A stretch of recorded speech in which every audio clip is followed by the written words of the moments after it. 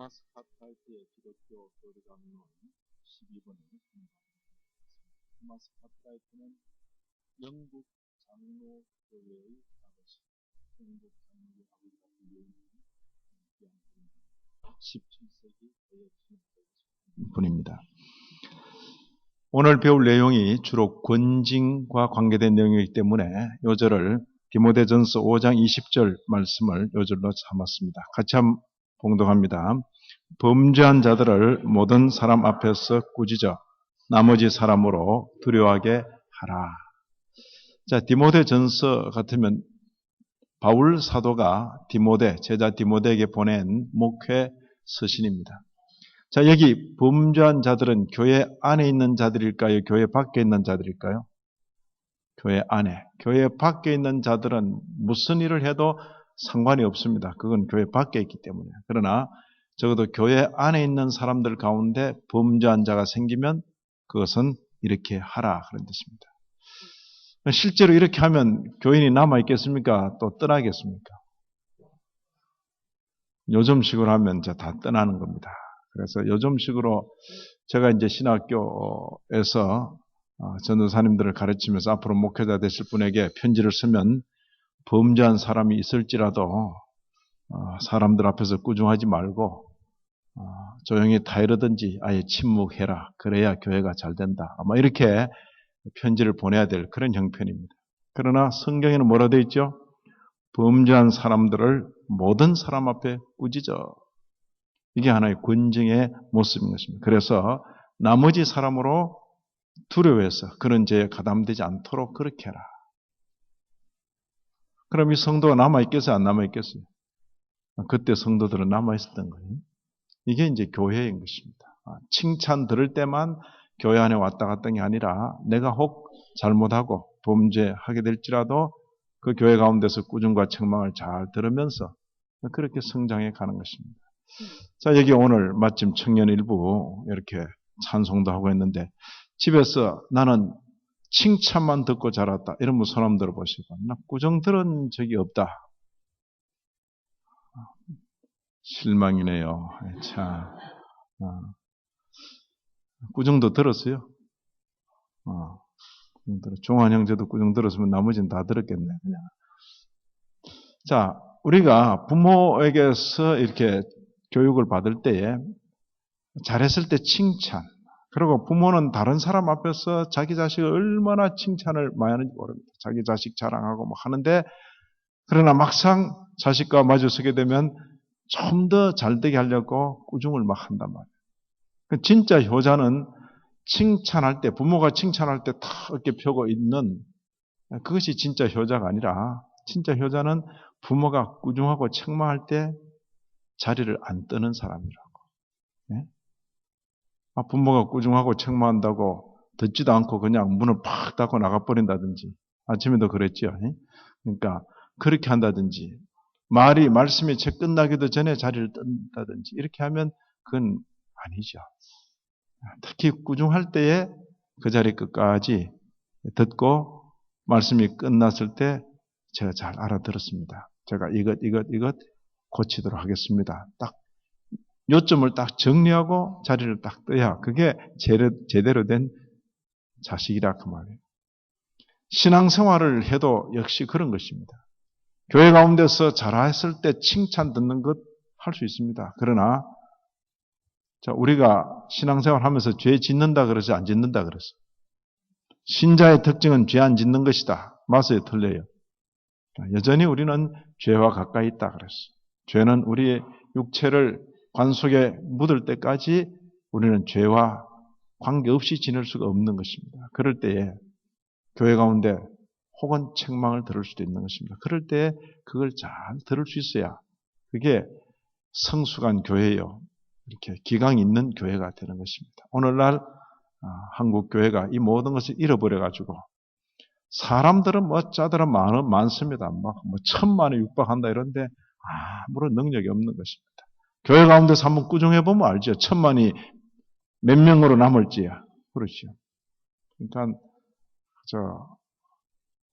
꾸중해야 될 때 꾸중도 못하는 그런 목회자들도 역시 그런 분위기에 같이 휩쓸리기 때문에 성경 표현대로는 짖지 못하는 개처럼 돼가지고 정작 치자야 될 때 말 못하고 있는 그런 형세인 것입니다.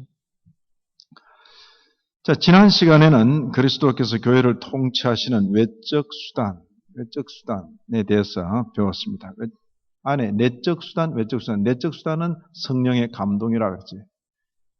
외적 수단은 하나님의 말씀, 그리고 말씀에 상응하는 것들. 그렇게 교회 통치의 외적 수단으로서 하나님께 주시는 것들 중에서 말씀, 그리고 말씀에 종속되는 것, 말씀과 관계되는 것, 그런 뜻입니다. 한편으로는 성례, 또 한편으로는 권징. 그래서 지난 시간에 말씀, 성례 그런 걸 배웠을 것입니다. 오늘은 권징에 대해서 말씀을 드리는 것입니다. 전체 구절을 눈으로 다시 한번 보면 그리스도와 관계에서 제사장직 그리고 왕직, 제사장직까지는 이제 생략하고 왕직과 관계에서 이 그리스도께서 다스리신다. 한편으로 통치, 그리고 마지막 심판이에요. 통치는 수단과 사람으로, 이 수단과 관계에서 내적인, 외적인, 내적인 수단은 뭐라 했습니까? 성령의 감동, 그래요. 성령의 감동. 외적인 수단은 하나님께서 주시는 것이 있고 우리가 드리는 것이 있다. 주님께서 주시는 것은 뭐라 그랬습니까? 말씀. 그리고 말씀과 관계되는 것들. 그것이 뭐죠? 성례 혹은 권징. 성례 말씀은 지난 시간 배웠기 때문에 오늘 이 시간은 권징. 그리고 다음 시간에는 우리 쪽에서 드리는 것. 그게 뭐죠? 맹세, 기도. 이런 것들이 전부 우리 주님께서 교회를 다스려 가시는 방식이다. 그런 뜻입니다. 그래서 우리가 뭐 이것저것 별로 모르고 그냥 예수 믿는다 그러고 기도하고 막 살아온 그것이 이런 내용으로 잘 정리가 되는 것입니다. 그래서 신학적인 내용을 잘 파악을 하고 정리해서 아는 것과 그냥 이런 것은 전혀 모르고 그냥 뭐 기도하고 뭐 이렇게 하는데 신앙에 있어서 어떤 체계가 없는 그런 모습이 되는 것입니다. 자, 이제 제가 물으면 마치 잘 아는 것처럼, 왜냐하면 해답을 여러분들이 쥐고 있으니까 대답을 하는 것입니다. 권징은 무엇인가? 대답합니다. 말씀과 성례를 잘못 사용한 것에 대해서 증명하는 판단들이다. 그러니까 하나님께서 우리의 은혜의 방편으로 주신 말씀과 성례를 잘 사용하고 있을 때는 권징이라는 게 굳이 필요 없다. 그냥 말씀을 받아놓고도 그 말씀을 거스려 행한다거나 성례를 받아놓고도 그 성례를 함부로 더럽힌다거나 이럴 때는 권징이 따르는 것입니다.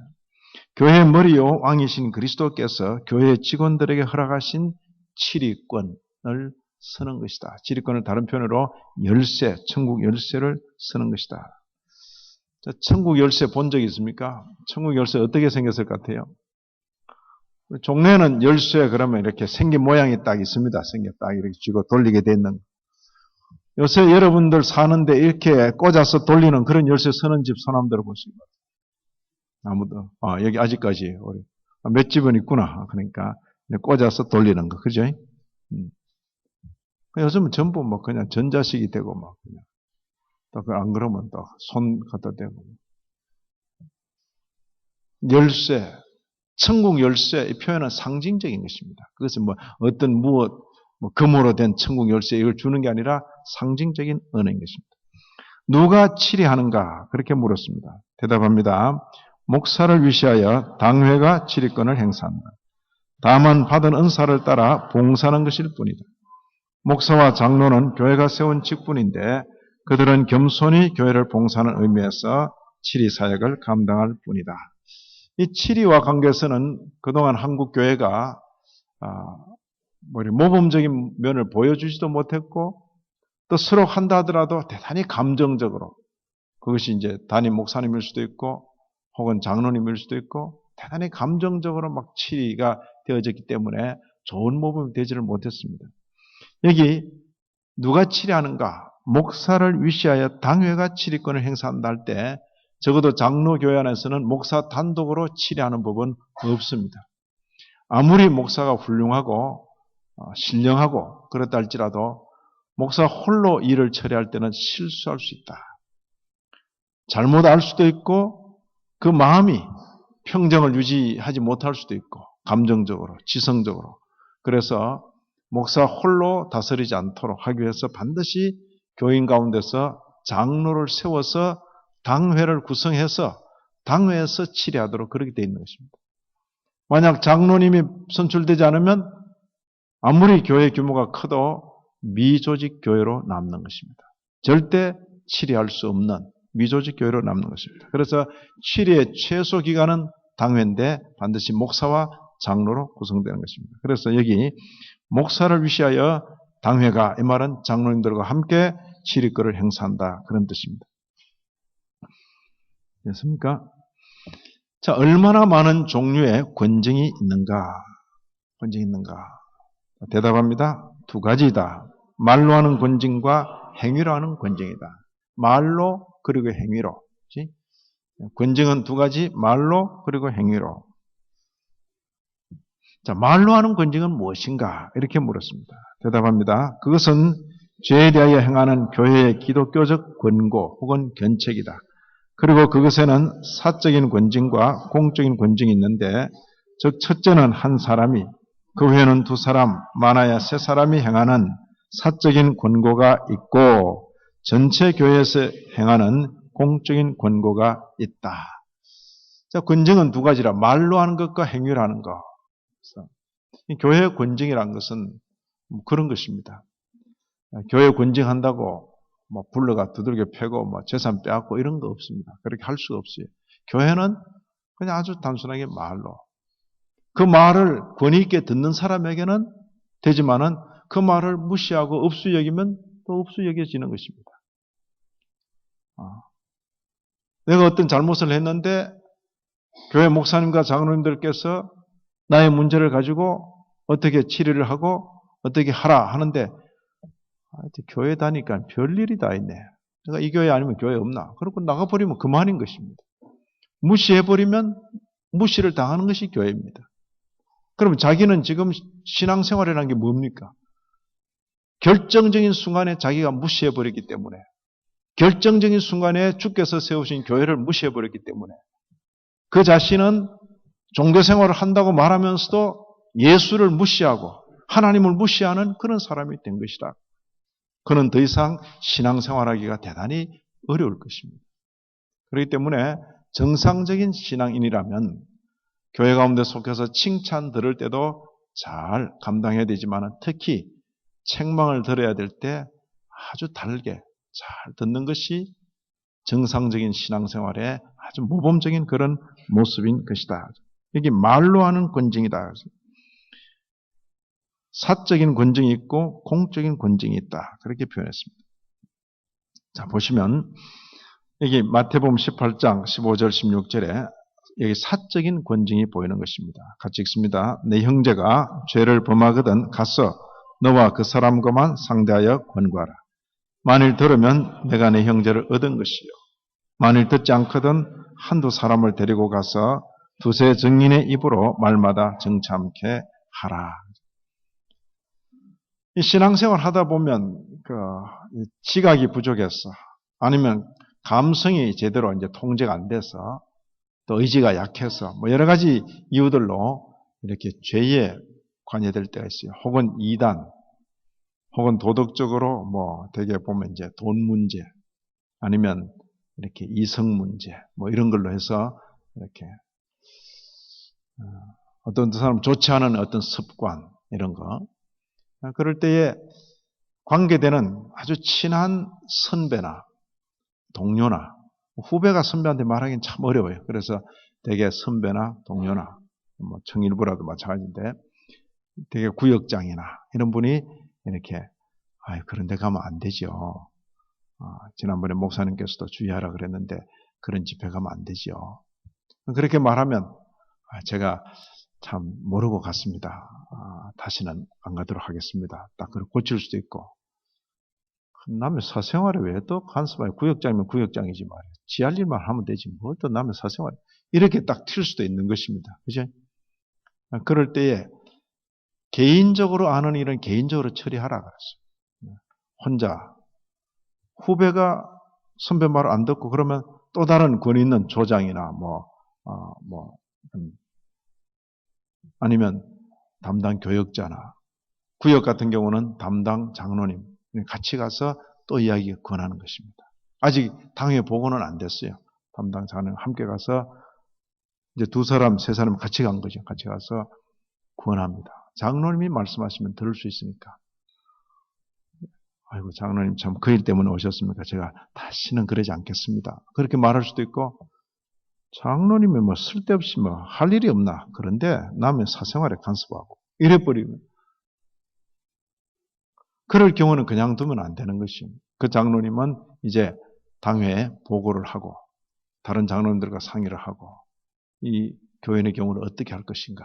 그렇게 해서 당회에서 어떤 치리가 나오는 것입니다. 바로 그런 경우를 말한 것입니다. 내 형제가 죄를 범하거든 가서 너와 그 사람과만 상대하여 권고하라. 그것이 구역장일 수도 있고 선배일 수도 있고 담당 교역자일 수도 있고 장로님일 수도 있고 아니면 담임 목사가 개인적으로 알고 그렇게 처리해 나갈 수 있을 것이고 극히 개인적으로 이렇게 조용히 끝내는 것입니다. 만일 들으면 내가 내 형제를 얻은 것이다. 그럼 듣지 않거든 그 다음에 증인이 필요한 것입니다. 함께 구역장과 함께 장로님과 함께 그렇게 가는 것입니다. 사적인. 자 그런데 공적인 것은 바로 이런 경우입니다. 너희 중에 심지어 음행이 있다함을 들으니 이런 음행은 이방 중에서라도 없는 것이다. 어떤 음행인가? 누가 그 아비의 아내를 취하였다. 계모 혹은 아버지의 첩을 또 아들이 또 이렇게 같이 만나고 이런 경우인데 이런 경우는 이방 사회도 없는 것이요. 그래하고도 너희가 오히려 교만하여져서 어찌하여 통한이 여기지 아니하고 그 일 행한 자를 너희 중에서 물리치지 아니하였느냐. 사회에서도 이상하게 여길 그런 일을 행하고도 교회 안에 들어와서 뭐 집사다 그러고 뭐 장로다 그러고 막 그러면 그건 딱 집어내서 내보내야 된다. 그런 이야기입니다. 그렇게 지금 말하는 이건 공적인 것입니다. 공적인. 드러난 죄를 처리하는 방식인 것입니다. 감추인 죄가 아니라. 여기 디모데전서 5장 20절도 범죄한 자들을 이 표현은 뭐예요?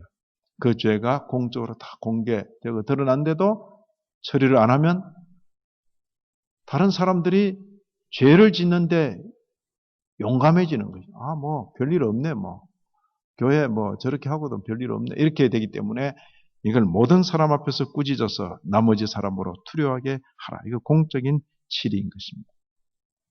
자, 아까 18장 15절 16절 이어서 17절 18절도 봐라. 만일 그들 두세 사람의 말도 듣지 않거든 그 다음에는 어떻게 해요? 교회 말하고 이 교회는 뭡니까? 목사 장로로 구성된 당회를 가리키는 표현인 것입니다. 교회 말하고 교회 말도 듣지 않거든 당회에서 이제 결정해서 아무개 집사는 집사로서 처신이 옳지 않기 때문에 일단 집사 직분을 교회에서 중지하고 좀 근신하는 것이 좋겠습니다. 딱 그렇게 당회에서 결정할 수 있어요.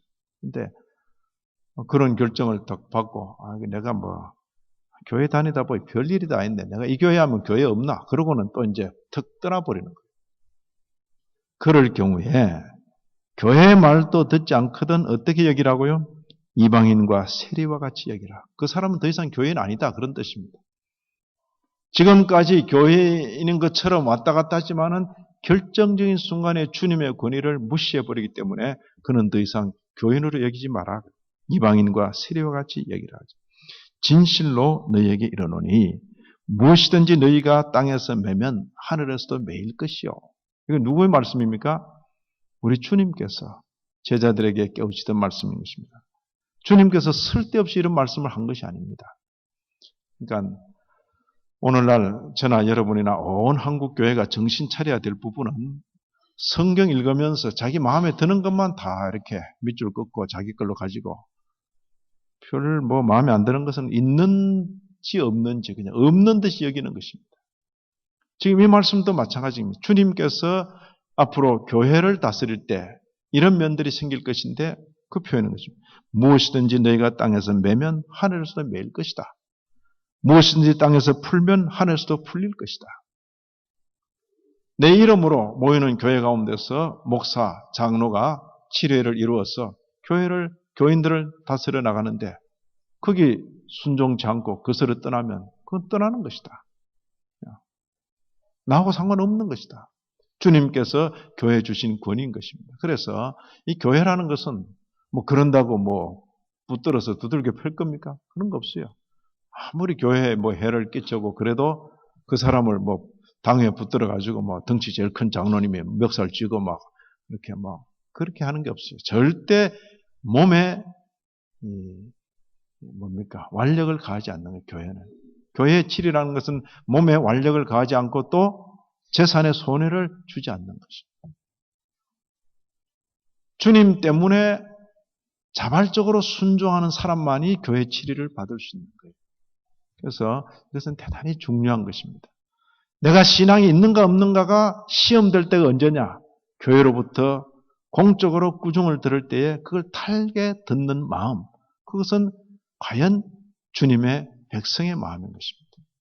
그러나 잘 될 때는 잘 그렇게 어울리다가 교회로부터 공적인 책망을 들을 때 튀쳐나가 버리면 그는 신앙생활이라는 것이 다 헛하다 그 이야기입니다. 그건 괜히 그런 신용을 했을 뿐이지 결정적인 순간에 주님을 배반하는 주님을 주님으로 여기지 않는 그런 행태가 되는 것입니다. 아마 그 사람도 이렇게 말할 것입니다. 목사님이나 장로님이 치료하지 않고 주님께서 직접 치료하시면 나도 들을 것입니다. 그렇게 말하지만은 그런 일은 없을 것입니다. 그래서 너희가 땅에서 매면 하늘에서도 맬 것이고 무엇이든지 땅에서 풀면 하늘에서도 풀리리라. 저는 목사로서 주님의 이 말씀을 믿고 이 말씀에 근거해서 교회를 다스려 나가는 것입니다. 우리 교회 당회는 바로 이 말씀에 근거해서 다스려 나갈 것이고 이 말씀을 가슴으로 받는 성도들이 당회의 치리에 복종해 나갈 것이고 또 당회 치리에 순종하겠다는 그런 약속은 이미 세례 받을 때 다 했어요. 다 했잖아요. 해놓고도 결정 순간에 거절해버린 거예요. 세례 받을 때 직분 임명될 때 다 한 거예요. 당회의 치리를 따를 것이며 뭐 교회의 평화를 힘쓸 것이며 그런데 자신이 딱 그 경우가 되면 거절해버린 거예요.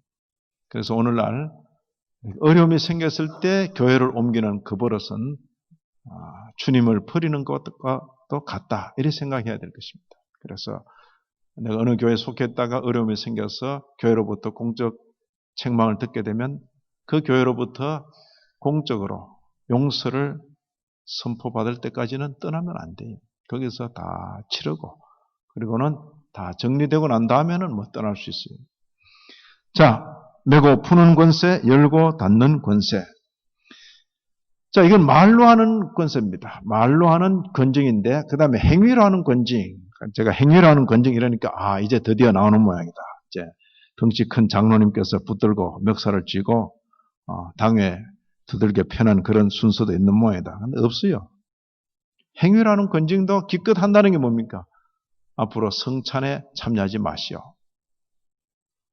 그리고 당신은 더 이상 우리 교회 교인 회원이 아닙니다. 거기까지요. 여기 수찬정지라는 것, 출교라는 것, 수찬정지라면 성찬을 받는 그 권한을 제한시킵니다. 그 문제가 해결될 때까지 성찬에 함께 참여할 수 없습니다. 그렇게 말하는 것이죠. 출교라는 것은 이제 우리 교회 회원에서 제외되는 것입니다. 이건 가장 교회가 내릴 수 있는 가장 강력한 처벌 중에 하나죠. 그러나 그것도 뭡니까? 그 사람을 완전히 버리기 위해서가 아니라 이렇게 해서라도 이 사람이 죄를 뉘우치고 고칠 수가 있으면 그걸 기대해서 그렇게 하는 것입니다. 대개 출교라는 것은 어떤 경우인가? 뭐 수찬정지 출교 이런 게 나오는데 이런 경우는 여러분이나 저같이 이렇게 고분고분하고 그냥 주의 말씀에 그냥 떨고 또 목사님이 큰 목소리 내면 아이고 제가 알아들었습니다. 이러는 분위기에서는 이 출교 이런 건 우리하고 상관이 없는 겁니다. 주로 이런 그 징계는 어떤 경우에 생기는가? 신앙생활 하는데 이상하게 막 환상도 보이고 막 음성도 막 들리고 막 이상하게 내게서 막 하나님의 역사가 막 나타나는 것 같고 그 다음에 막 목사님이 봐도 만만해 보이고 막 웬만한 설교자들은 우습게 보이고 막 그러면서 자신이 이제 교회 가운데 막 집회를 하면 막 수십만 명이 막 따라다니고 막 손을 얹으면 병이 막 나왔고, 그럴 때에 이렇게 되는 것입니다. 해방 이후에 서울 남대문 교회라는 데는 장로교회라서 아주 어뜸 가는 그런 교회 중에 하나였습니다. 근데 그 남대문 교회의 장로였던 박태선, 그 사람이 능력을 받고 말씀에 은사가 있고 막 그래서 막 큰 집회를 막 이끌고, 담임 목사님 통제가 안 돼요. 통제가 아무리 주의를 줘도 주의가 안 되는 거예요. 왜냐하면 환상을 보고 막 이적이 나타나고 기사가 나타나니까. 근데 결국 어떻게 됐습니까? 십자가를 떼고 예배당 위에다가 성령 상징인 비둘기, 그리고 비둘기 입에 물고 있는 월계관 비슷한 거, 십자가 대신 그걸 세운 거예요. 전도관, 천국의 전도관을 쫙 세우고 전국을 다니면서 막, 지금은 포항 기장 쪽에 가서 천부교, 하나님 아버지, 누가? 박대선이 갈 만큼 간 거죠. 그건 벌써 시작할 때 경고가 됐지만 경고가 먹히지 않은 거예요. 그 사람은 출교된 거죠. 출교.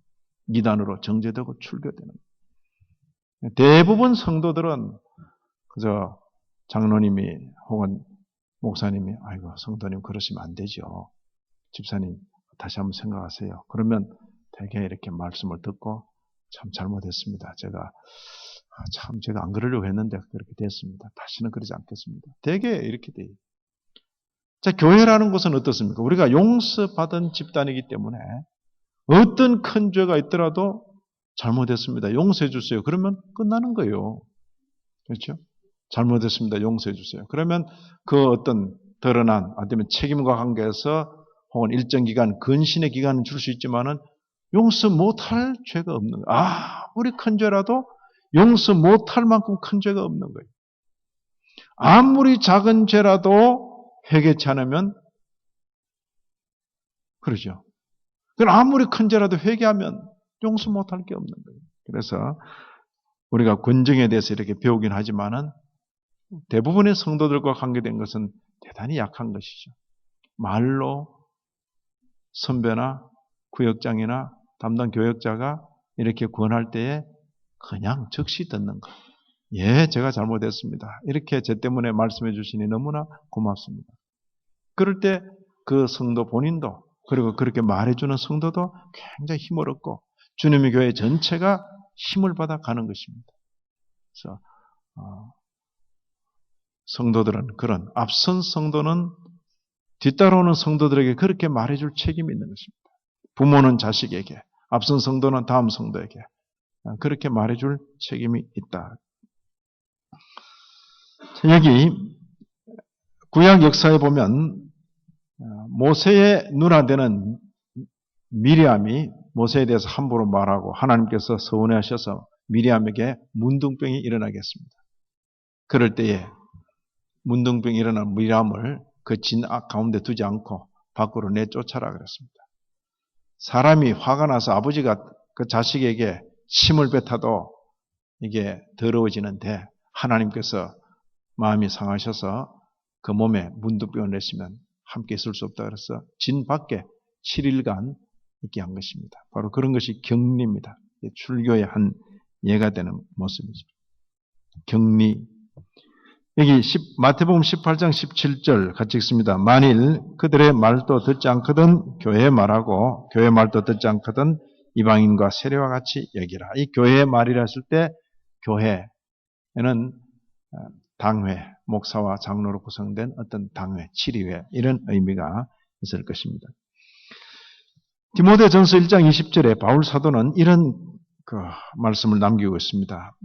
그 가운데 후메네오, 알렉산더 참 성경에 이름이 있으니까 얼마나 좋습니까? 그런데 이런 이름은 좋지 않은 이름입니다. 성경에 이름이 있더라도 좋은 이름으로 있어야 될 것입니다. 내가 사단에게 내어준 것은 자 후메네오와 알렉산더가 교회 밖의 사람이었습니까? 교회 안의 사람이었어요. 교회 안에서도 보통 사람이었을 것 같아요. 좀 지도자였을 것 같아요. 좀 움직이는 사람입니다. 후메네오, 알렉산더 그러면 그 당시에 초대교회에 어느 정도 알려진 그런 인물일 것입니다. 그런데 바울 사도가 그들을 사단에게 주었다 이렇게 표현합니다. 출교한 것입니다. 저희로 징계를 받아 회방하지 말게 하려 함이니라. 대개 아마 잘못된 교훈 이런 것으로 교회에 영향을 끼치기 때문에 그들을 잘라낸 것을 이야기하는 것입니다. 출교입니다. 자, 다시 공부 전체 내용을 보시면 왕직과 관계에서 교회 통치, 마지막 심판. 마지막 심판은 이제 끝에 다룰 것이니까 이 교회 통치와 관계에서 수단, 사람. 이 수단은 내적, 성령의 감동 그랬어요. 외적은 하나님께서 주시는 것, 우리가 드리는 것. 하나님께서 주시는 것은 말씀, 그리고 말씀에 상하는 것들. 그것은 성례, 그리고 권징인데 지난 시간에 말씀과 성례를 했고 오늘 권징. 그렇죠? 다음 시간에 드리는 것들로서 맹세, 그 다음 시간에 기도 이렇게 순서가 나올 것입니다. 자, 우리가 웨스트민스터 신앙 고백서도 배웠기 때문에 한 대조해서 이렇게 같은 주제를 대조해서 살펴보는 것입니다. 권징의 필요와 목적. 웨스트민스터 30장 3조입니다. 권징의 필요와 목적. 첫째는 범죄한 형제를 잘라내는 게 목적이 아니라 뭐죠? 교정시켜 회복하기 위함이다. 회복하도록 하기 위함이다. 그래서 교회는 이렇게 어떻게든지 사람을 이렇게 만들어가는 것이 교회인 것입니다. 그래서 이제 한국 교회는 대단히 유교적으로 바뀌어가지고 뭐 이렇게 안 한 것처럼 그리고 죄 없는 것처럼 전부 이런 분위기가 이제 너무 지배적이 되어버렸어요. 그래서 한국 교회는 죄 있는 사람은 못 가게 돼 있어요. 죄 없는 사람만 모여서 다 은혜롭게 하고 그러다가 죄가 드러나면 당장 이렇게 쫓겨나야 되는 이런 형편인데 그건 교회다운 것이 아닙니다. 교회는 용서받은 사람들의 모임인 것입니다. 용서받은. 그래서 너나 할 것 없이 전부가 나는 이런 죄를 용서받았다. 나는 이런 허물을 용서받았다. 마치 큰 병을 앓고 난 사람들끼리 모여가지고 서로 위로하고 하는 것처럼 그런 것입니다. 교회는. 그래서 그런 어떤 죄의 모습이 또 재발되고 나타날 때 서로가 마음 쓰면서 안타까워하면서 고쳐주려고 애를 쓰는 범죄한 형제를 교정시켜서 회복하기 위함이다. 그리고 또 한편으로 그런 죄를 공적으로 탁 드러났을 때는 공적으로 딱 징계를 함으로 다른 형제들을 하여금 동일한 죄에 빠지지 않도록 하기 위함이다. 큰일 날 뻔했다. 저런 일을 하면 저렇게 되는구나. 다른 연약한 지체들이 영향을 받지 않도록 그렇게 하는. 그리고 이걸 가만두면 온 교회에 그 누룩이 퍼지는 것입니다. 온 교회에. 어떤 교회는 이렇게 보면 청년들이 너무 이렇게 난잡하게 그냥 농담도 이게 교회 청년에답지 않다. 교회 청년은 교회 청년에다워야 되는데 모이기는 교회 청년으로 모여가지고 청년들이 그 젊은 사람들이 너무 남녀 구분도 없이 그렇게 그건 아닌 것이에요. 그걸 가만두면 그게 온통 분위기가 그 청년들이 자라서 그 다음 청년도 되고 이래가지고 온 교회 분위기가 그냥 그런 교회는 이렇게 남편들이 자기 아내를 교회로 보내고 싶지도 않을 것이고 아내들이 남편을 교회에 보내고 싶지도 않을 것이다. 그런 경우는 조심해야지. 또 예를 들어서 이렇게 상습적으로 남의 돈을 빌려서 쓰고 안 갚고 또 여기도 빌려서 또 쓰고 안 갚고 이런 분위기가 또 이렇게 있게 되면 그것도 교회에 영향을 끼치기 때문에 딱 이렇게 개인적으로 권해서 이렇게 정리하도록 해줘야 되는 것입니다. 온 교회에 퍼질 것으로 우려되는 누룩, 이것은 이단, 그리고 도덕적인 어떤 좋지 못한 것 이런 것들이 해당될 것이다. 그리고 이렇게 함으로써 그리스도의 영광과 복음의 거룩함을 지키기 위함이다. 교회는 교회다워야 된다. 그리고 칼뱅은 이렇게 표현했습니다. 이건 웨스트민스터 30장 3조에 나오는 것이 아니라 칼뱅의 기독교 강요에 나오는 표현입니다. 추악하고 부끄러운 생활을 하는 자들에게서 그리스도인이라는 이름을 뺏으려는 것이다. 명찰은 그리스도인 딱 달고 다니면서 거짓말하고 명찰은 그리스도인 달고 다니면서 이단과 이단적인 그런 언행을 하고 명찰은 그리스도인 달고 다니면서 좋지 못한 일을 하면 그에게서 명찰을 빼앗아 버린다. 그러니까 아이고, 님 그리스도인이라 명찰 달고 왜 그러냐? 그러면 아이고 잘못했습니다. 제가 명찰 달고도 이렇게 했네요. 그러면 그게 이제 말로 다 끝나는 것입니다. 그런데 명찰은 달아놓고 누가 그렇게 말하면 쓸데없이 사생활에 간섭한다 그러고 막 대들고 이러면 그 사람에게서 그럼 이 사람이 명찰 빼앗아 버리면 되는 것입니다. 자, 그럼 이제 명찰 없이 그리스도인이라는 이름 없이 자기가 무슨 짓을 하든 뭐 상관이 있습니까? 그러나 그리스도인으로서, 교회 집사로서, 교회 권사로서, 교회 장로로서, 교회 목사로서 그렇게 하지 못하도록 그렇게 하는 의미가 있다. 그리고 이제 시대 분위기가, 아이고, 목사님 그런 말 해가지고 괜히 그 성도 떠나고 시험 들고 그러면 안 좋습니다. 그냥 가만히 있으십시다. 그러니까 목사도 마음이 약해서 가만히 있고, 장로님도 또 말도 못하고, 그냥 유야무야 그냥 종교 좋다 그러고 있으면 하나님의 진노가 전체적으로 임하는 것입니다. 전체적으로. 그죠? 그렇기 때문에 그렇게 되지 않도록 목사나 장로, 당회를 구성하는 분들은 하나님의 진노가 임하지 않도록 그걸 막아야 되는 것이. 그래서 나는 체질상 뭐 그런 좋지 않은 소리 말도 못하고 또 가슴은 새 가슴이 돼가지고 뭐 남 싫어하는 소리 말도 못하지만은 교회 전체에 임하는 하나님의 진노를 두려워해서 당당하게 말을 해야 되는 그런 수가 있는 것입니다. 하나님의 진노가 멈춰지도록 하기 위함이다. 권정이 필요한 목적입니다. 권정 시행의 정신 자세는 몇 가지 있습니다. 예배 행위로. 그것도 아주 예배 중에 선포되는 것입니다. 예배 중에. 이제 권징 같은 경우도 예배 중에 선포되는 성실하게 시행해야 합니다. 마치 수술하는 의사가 환자를 대하듯이. 의사가 실력 있는 의사지만 수술할 때 함부로 안 하죠. 아주 성실하게. 권증자 자신은 온유하고 자비로워야 하는 것입니다. 이 종래 한국 교회에 권증이 있을 때도 보면 막 이렇게 권증하는 쪽에서나 이렇게 보면 너무 막 자기 감정, 아무개가 막 나를 무시했다 그러고 아니 담임 목사를 무시하다니 뭐 그러면서 막 그 사람과 막 감정으로 막 그래서 그 사람을 막 치는 이런 목적으로 권증을 하면 벌써 균형이 깨져버린 권증자 자신은 온유하고 자비로워야 된다. 치료해줄 목적으로, 고쳐줄 목적으로. 그리고 권증은 온건하게. 이것도 역시 기독교 강요에 나오는 표현인 것입니다. 제가 이 권증의 시행 자세와 관계해서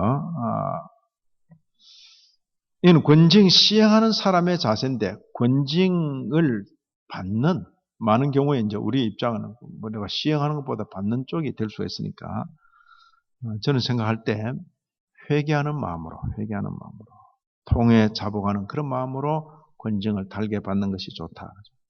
그리고 겸비한 마음으로 자신을 낮추는 것이죠. 내가 누군데 뭐 이렇게 말할 필요 없는 것입니다. 내가 누구긴 누구라. 그래도 잘못한 건 잘못한 거예요. 예. 그렇죠? 뭐 안수집사가 되면 죄 안 짓는데요? 권사가 되면 죄 안 짓는데요? 장로가 되면 죄 안 짓는데요? 목사가 돼도 죄를 짓는 그런 인생길인데 가다가 연약하여 쓰러지고 넘어지고 실수하고 그러면 이렇게 권증을 받을 수가 있어요. 그럴 때 자세를 팍 낮추는 거예요. 완전히 바닥에 엎드리듯이 겸비한 마음으로. 그리고 주께서 이렇게 해서 나를 회복시켜 주시려나. 회복을 기대하는 그런 마음으로. 그리고 내가 아주 건강하게 이렇게 주님의 말씀을 잘 순종함으로 주님의 이름을 높였는데 내가 실수해서 주님의 이름에 욕을 돌렸는데 지금 이 자리에서는 내가 징계를 잘 받는 것이 주님의 권위를 세워드리는 글이다. 이렇게 생각하면서 권증을 잘 받는 것이 참으로 중요한 것입니다.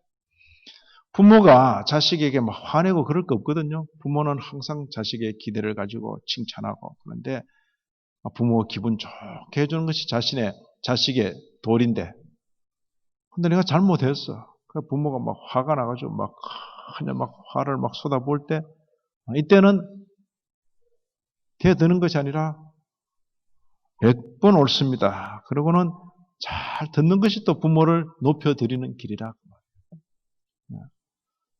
그러죠. 자식이 잘해서 부모를 높일 수도 있지만 잘못했을 때 꾸중을 달게 들음으로 부모를 높여드릴 수도 있는 것이다. 그렇게 생각하는 것이 좋을 것입니다. 오늘날 권징 시행을 바르게 하는 것도 중요하고 권징을 바르게 받는 것도 역시 중요합니다. 그래서 이런 부분에 있어서 우리 모두가 주님을 높이면서 주님 앞에서 권징을 하기도 하고 받기도 하는 그런 자세가 필요할 것입니다. 초대교회 교부 가운데 이렇게 표현한 분이 있습니다. 권징에 태만한 교육자들에 대해서 이렇게 표현했습니다. 같이 한번 읽지요. 너희들의 손에서 핏값을 받게 되리라. 너희가 사람을 무서워하면 사람이 너희를 비웃으리라. 너희가 하나님을 두려워하면 너희가 사람들 가운데서 높임을 받으리라.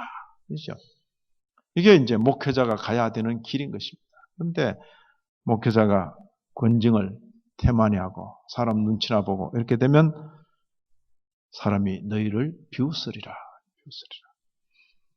그러나 하나님을 두려워해서 하나님의 진노가 온 교회에 미칠 것을 두려워해서 아주 권징을 해나가게 되면 너희가 사람들 가운데서 높임을 받으리라. 또 그리스도스톰이 다른 곳에 이렇게 표현했습니다. 하나님께서는 그렇게 친절하신데 70번씩 7번이라도 용서를 구하면 용서해 주라. 그렇게 말씀하셨는데 하나님의 사자라고 하면서 까다롭고 용서도 안 하고 그러면 이상하다. 하나님께서 친절하신데 그의 사자가 사납게 행동할 필요가 무엇일까?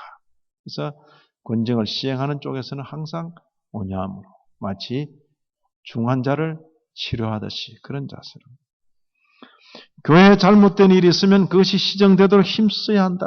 그러나 시정되지 않는 것이 있다 하더라도 참아가면서 사랑의 탄식을 할 것이다. 이게 하루아침에 되는 것이 아닙니다.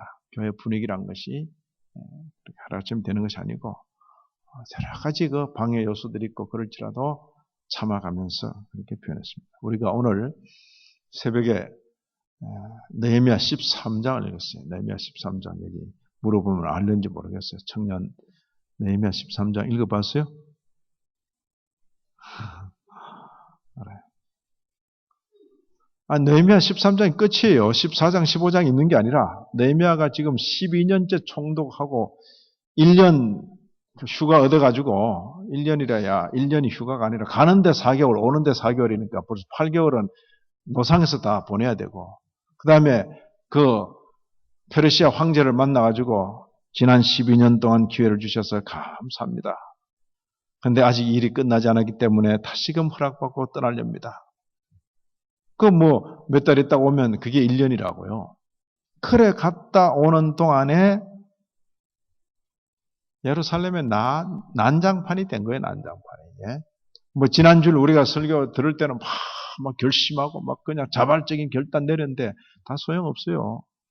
세상의 이 관성이라는 게 그렇게 무서운 것이.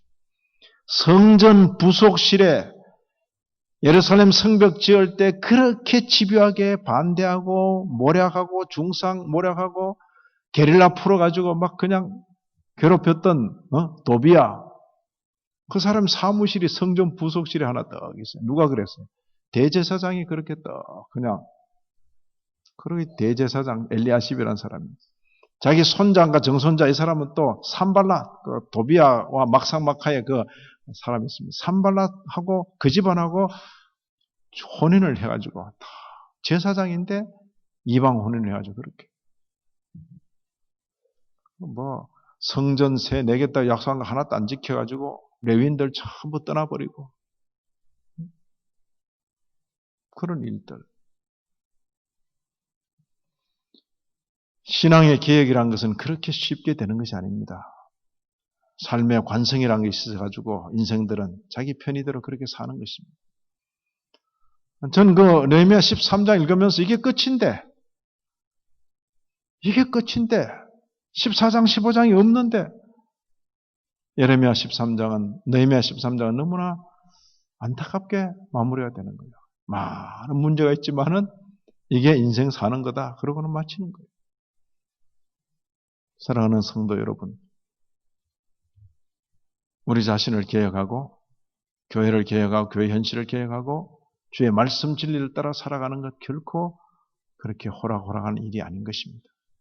그저 저하고 같이 있을 때 또 제가 막 그렇게 이렇게 막 이렇게 알아듣든지 못 알아듣든지 졸든지 깨든지 그냥 계속 막 그냥 입을 막 벌려가지고 막 쑤셔넣고 이러면서 이제 배우고 듣고 졸다 깨다가 듣고 그냥 이러면서 이제 익혀가는 것입니다. 신앙생활.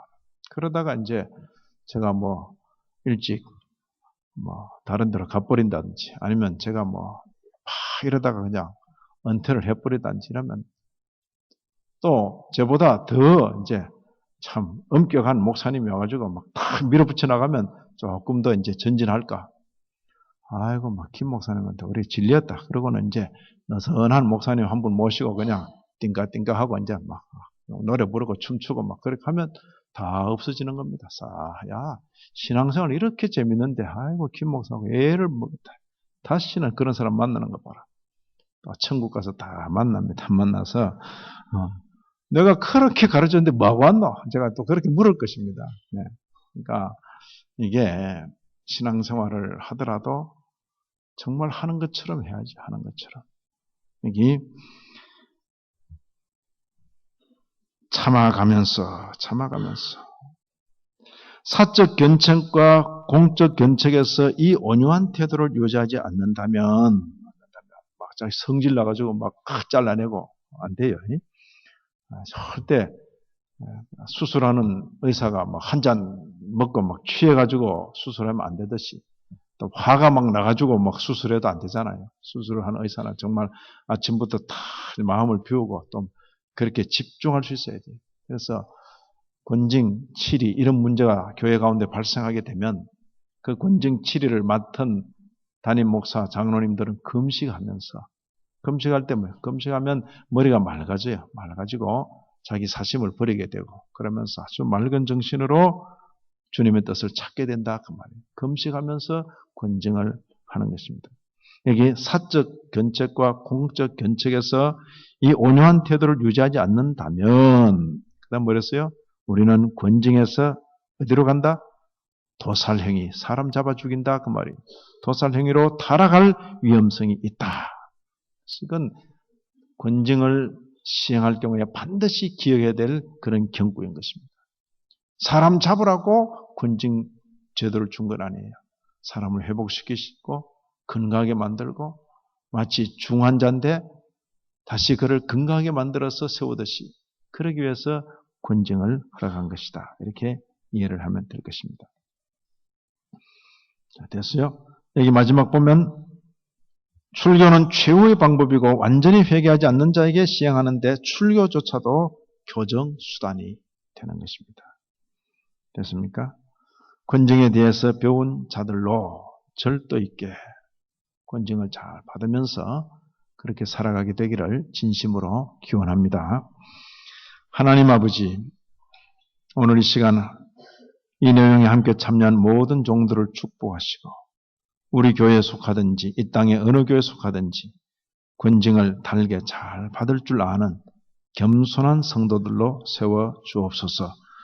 귀한 진리의 내용을 다음 세대로 잘 전하는 교회 되게 하여 주옵소서. 특별히 이날 저녁 참여한 청년 일부 주님께서 젊은 날에 창조자를 기억하며 한평생 하나님 잘 섬기는 그런 인물들로 살게 하여 주옵시고 저들로 말미암아 저들의 부모들이 저들의 집안 권속이 복되게 하여 주옵소서. 예수님 이름으로 기도 올리옵나이다. 아멘.